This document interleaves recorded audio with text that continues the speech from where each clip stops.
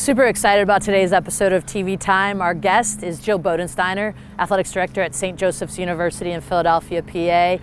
We're going to talk all things name, image, and likeness, NIL. We're going to talk about building a culture and then also speak a lot about the mental health of student athlete, coaches, and staff. Building a pipeline of female leaders for head coaches and athletics directors in the future. Let's fast forward to our conversation with Jill.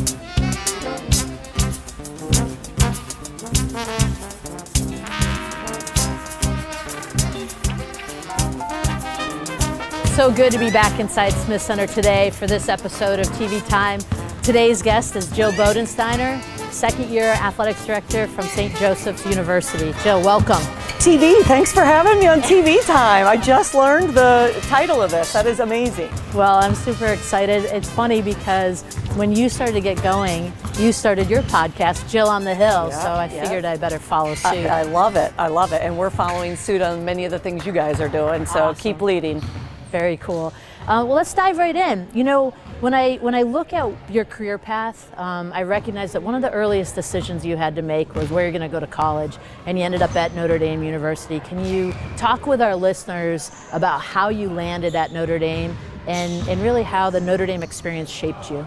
Yeah, so I kind of, first of all, I grew up an hour outside of South Bend, Indiana, and my dad, who was among the first in his family to go to college, was a farmer in Iowa and found his way after Loras College in Dubuque, Iowa, to Notre Dame Law School at a time when Notre Dame was a real leader in the civil rights movement, with Father Ted as the president chairing the United States Civil Rights Commission, and my dad got hooked and sort of passed that down to me. So I had some basketball offers, but there was a first-year coach at Notre Dame named Muffet McGraw. She did not reciprocate my interest.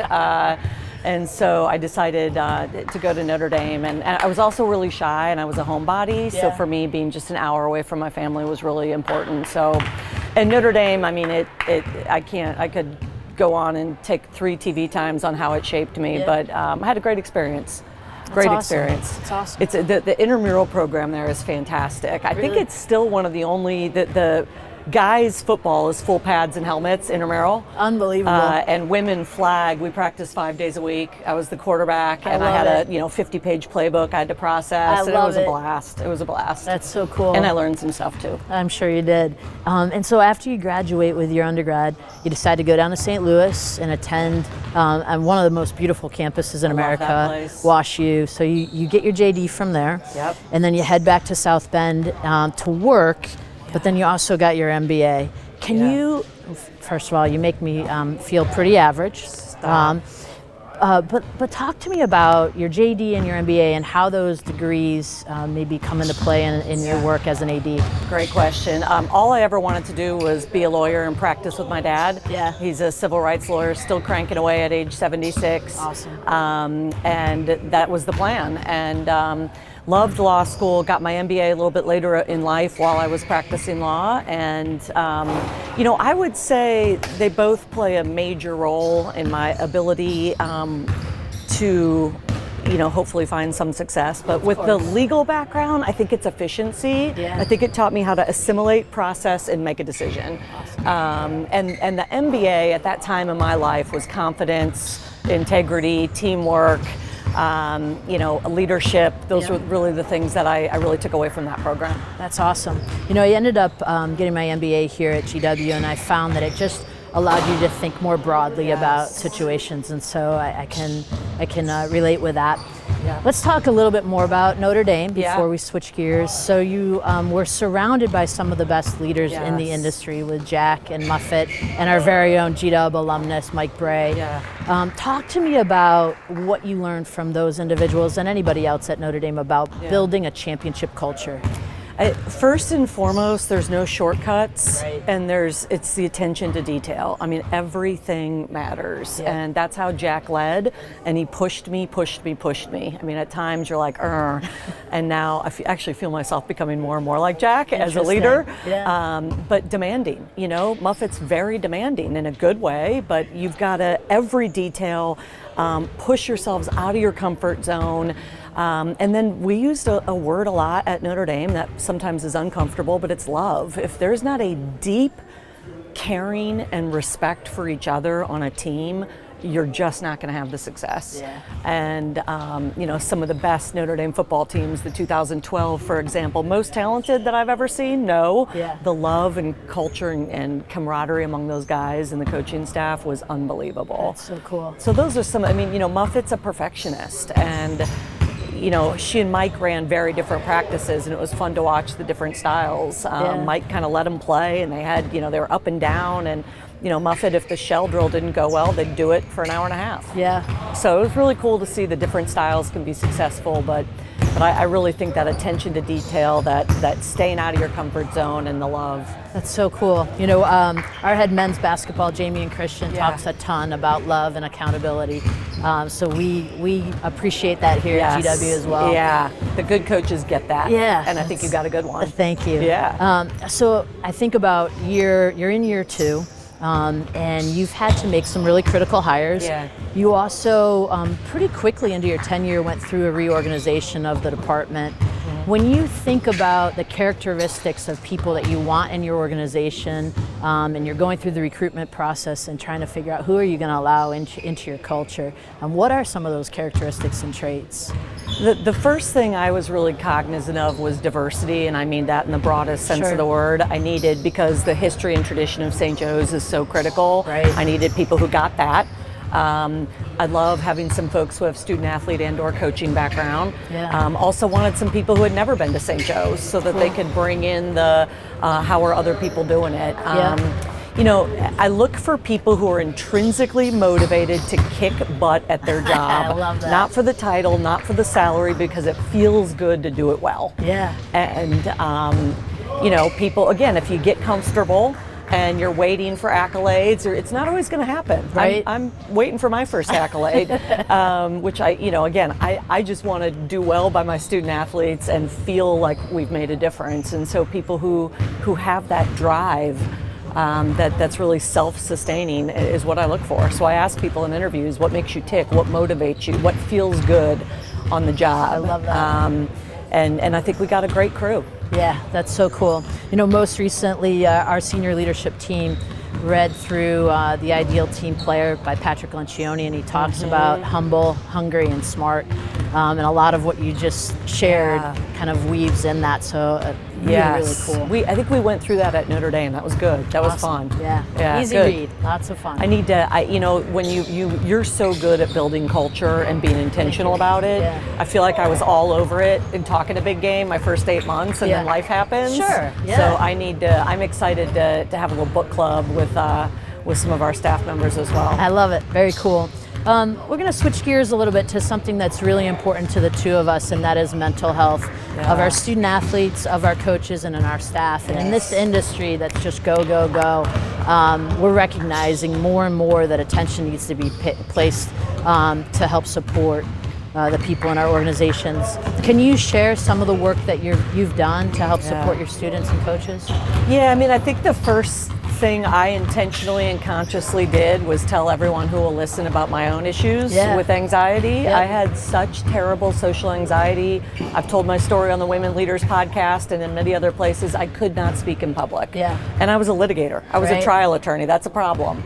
And to overcome that, I needed to admit I had an issue and feel comfortable getting help. I couldn't do it alone. And so the more I tell my story to student athletes and others, I hope that they understand. We could all use some polishing in whatever area of life it is. So working really hard to reduce the stigma, working really hard to educate. We had our University Counseling Center come in and meet with every team and our coaches and educating everyone. We started a student athlete mental health support group called Hawks Minded. They've had 40 to 50 people per meeting. So cool. I brought my dogs to the December edition as a little therapy time with the dogs. But part of, I think, mental health is knowing you're not alone and there's other people feeling what you're feeling. So that's been great. We got a donor. Many thanks to the Spinagle family who allowed us to buy a license to the Calm app for every student athlete. So and then we went team by team and taught them mindfulness. And then downloaded the app. And then I don't want to sneak preview it too much, but we're about to announce our first ever athletics dedicated psychologist, clinical psych. So Congrats thank you on that. again. many thanks to our generous donors for making that happen. That's so awesome, Jill. We're trying to approach it, again, watching things you're doing. Amy Huckhausen and the America East are leaders. So we're, there's so much more to be done. Yeah. I'm thinking about Jill's last 24 hours. So we were both out in Anaheim. Jill is actually doing really critical work with the federal and state legislative working group that's looking into all things NIL. Jill gets on a flight last night, gets home late. She tells me she's getting up this morning to play a little hoops herself. And then, did you jump on a train or did you drive down? I drove. She drove down today. I drove. So how do you take care of your own mental health and well-being? Great and important question, so thank you for asking it. I'm an introvert, and I also didn't know a soul when I moved to Philadelphia, so spending alone time is both critical to me and natural because I don't know anyone. And so I am so good about recharging my battery, and I know that means reading, crossword puzzles, shows, movies. I'm crushing the Oscar list this year. That's amazing. Yeah, and it's not like, I feel like I work really hard, but when you do have that, whether you can't wake up at 4 a.m. and you can't sleep, I'm good about just trying to decompress. My family's really important to me. I don't get to see them as much now that I'm out east, but talk to my sister for an hour and a half on the drive here and just keeping connected with them. The dogs, as you know. How critical is it to have a dog as an athletics director? Absolutely. I have 2 Guinness because I like Irish things and I like beer. And Shorty because she's embracing her small size. I love that. She was actually, when I got her, she was named Maisie. And then when I asked the people, oh, that's cute. Why'd you name her? Oh, the maize and blue of Michigan. I was going to say. And I was at Notre Dame at the time. I was like, name change, kiddo. So she's Shorty now. She embraces that. She's embracing it. She's embracing it. So they really do keep me sane. I talk to them. I'm a little neurotic about them. We all do. Yeah. It's funny. I think I was speaking with Lee Reed about the importance of dogs, and there's something about it after a long day to walk back in the house and have that thing express their unconditional love. Absolutely. Even if they've been there for 12 hours without us. I think Coach Lang, our men's basketball coach, might be behind me, but right as he's getting the season started, his dog dies.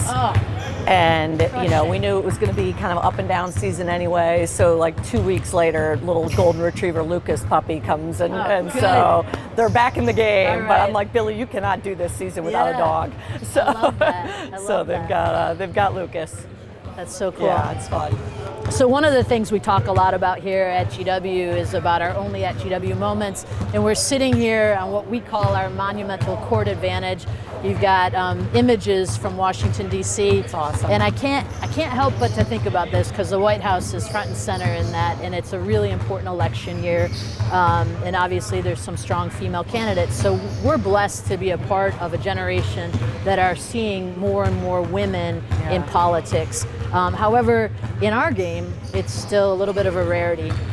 And I was listening to your podcast, one of your first Jill on the Hill podcasts, with Muffet, who speaks so articulately about the importance of getting more women into coaching and supporting more women. And now we are in a position where we get to hire.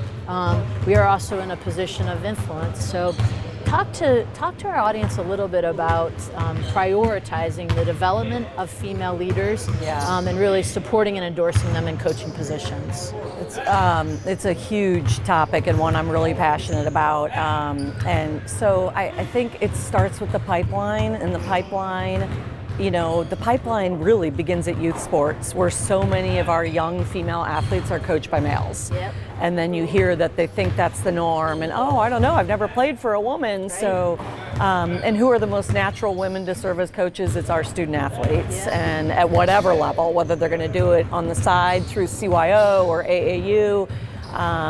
So I think being really conscious of talking to our student athletes about, hey, if any of you are interested in coaching or think you might be, let's kind of get you, mentor you while you're still here, instead of having people come back 4 years later and say, I think I want to coach, which is great too. Sure. But the more we can do when we're there. I mean, I'm always going to hire the best person, and I have a hard time believing that pool is not going to include women. Right. But the pipeline in some sports in particular is not where it needs to be. Yeah. So we've got to mentor, we've got to talk to our student athletes about it, and you know, it's gonna be hard work. There's some great So You Want to Be a Coach programs and other things, but those are, you know, they're limited, and they're fantastic, but we just have to think big, and let's, you know, coaching is really hard for men, for women, for parents, moms or dads. Right. I mean, I think the one of among many most understood aspects of college athletics by the general public is how hard coaches' jobs are.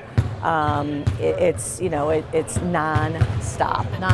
And it's, you know, and whether we need to really address, which we've tried to do through recruiting and otherwise, but it's just the pressure and the amount of things that need to get done. Yeah. It's a hard job. And the constant scorecard, you know, it's like every night they get a scorecard. Absolutely, absolutely. Which some people thrive on. Sure. But talk about taking care of your own mental health. Oh gosh, yeah. Yeah. So I really want to, and hope I have and continue to be able to mentor women who think they want to be us, or you know, I will reach out to anyone for a mentoring coffee, and I know you do as well. Yeah. But we have to keep working. It's interesting. I love what you said about mentoring and talking about it with your current student athletes, because you're right. That's a huge part of this pipeline. I also think organizations like We Coach and Women Leaders in college sports are doing great work in the space of developing our female leaders. That's awesome. I will say, when I think a lot of student athletes think they need a break. Yeah. Which I completely understand as well, and then many of them get out and realize how much they miss that whole concept of team and camaraderie. So, you know, doing more about career transitioning. So you're in finance, you're in, you know, you're auditing for 3 years. How can we help you transition when you have a non-traditional start to it? Is something we need to spend more time thinking about too. Excellent. As a profession. I love that. I love it. You know, I'm really biased. I've spent the bulk of my career here at GW and in Washington, D.C., but I also know Philadelphia is a fabulous city. We're both surrounded by history. So in your short time there, have you found some kind of favorite places? I have. I would say neighborhood-wise, I'm a big fan of Fishtown, which is in the city. Cool. Chestnut Hill, also in the city. Some favorite restaurants. Yeah, give it to me. Well, there's one downtown called Double Knot that I just absolutely love. Yeah. There's some out closer to me, some little, you know, McShay's, the Penn Valley Pub that are great. Yeah. And then we're blessed, I think it's blessed, to have a cheesesteak place right across the street from my office. Oh yeah. I've been there many times. Okay, so Larry's. Yeah. Larry's Steaks is, you know, you get the smell of onions and meat wafting in the air. So great. I used to take my team there. You did? Yeah, after games. And then did you get on a bus? Yeah. Okay, all right. Good for you. It was amazing. Hope the bus bathrooms were working. I was a vegetarian for 19 years, and now I'm like, Larry's. Bring it on. So, that's so great. Yeah. Well, I think the question everybody in the audience has been waiting for is Pat's or Geno's? Larry's. That is so well done. Gotta go Larry's. Thank you so much. Thanks for your sponsorship, Larry's. But I do love their steaks. Yeah, that's fantastic. Jill, thank you so much. TV. This was awesome. Thank you for having me. Thanks your staff for coming in early today to do this, and keep up the great work here. You and what you guys are doing here are inspiration to me, as so many of our other colleagues I'm a prolific stealer. Yeah. And you're one of those I steal from, so keep it up. Likewise. All right. I'm so proud of you. Thanks again. Thanks, Jill. Okay. Who would have thought the answer to Pat's and Geno's was Larry's? Well, it was a wonderful conversation with Jill Bodensteiner. I really appreciate her taking time. The work that she's doing up there in Philly is fantastic. I'd also like to do a shout out. We're on the eve of National Girls Women's Sports Day, and the work that leaders throughout the country have done over the past 50 years to really promote opportunities for girls and women is fantastic. Quick shout out to women leaders in college sports, Patty and Team Awesome. Just proud of the work you're doing. I look forward to a future where we have female leaders in all positions, including the White House.